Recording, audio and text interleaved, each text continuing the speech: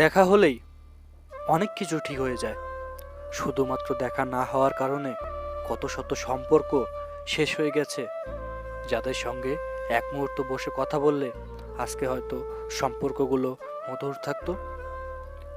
আপনি বলতেই পারেন, ভালোবাসা, মায়া ও টান থাকলে দূর থেকেও সম্পর্ক ঠিক থাকে।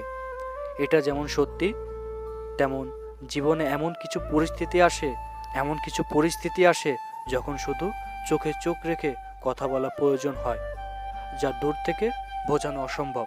এমন অনেক বিষণ্ণতা ও চাপা অভিমান থাকে যা দূর থেকে কখনোই বোঝানো যায় না, এমনকি বোঝানোর মতো ইচ্ছেটাও থাকে না। তখন মানুষ চায় তার চোখে তার কণ্ঠস্বর ও তার ভাবভঙ্গি দেখে আরেকটা মানুষ বুঝে যাক সে এখন স্বাভাবিক নেই, কিংবা তার কাউকে প্রয়োজন।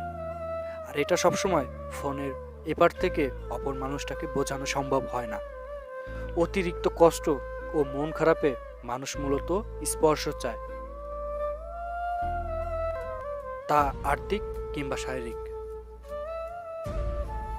কেউ তাকে বুঝুক, অথবা নির্দিষ্ট একটা মানুষ কিছুক্ষণ তাকে। এই সামান্য একটা না পাওয়ার জন্যই কত শত মানুষ অভিমান নিয়ে সম্পর্ক শেষ করে ফেলে, অথচ সে নিজেও জানে না তার না পাওয়াটা আসলে কি ছিল।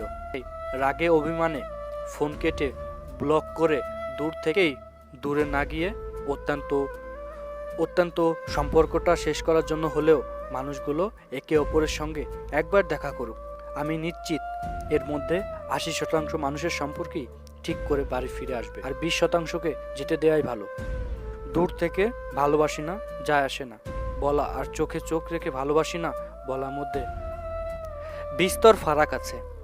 তাই মাঝে মাঝে দেখা করা, বসে দুদণ্ড কথা বলা, হাতে হাত রাখা, জড়িয়ে ধরার প্রয়োজন আছে।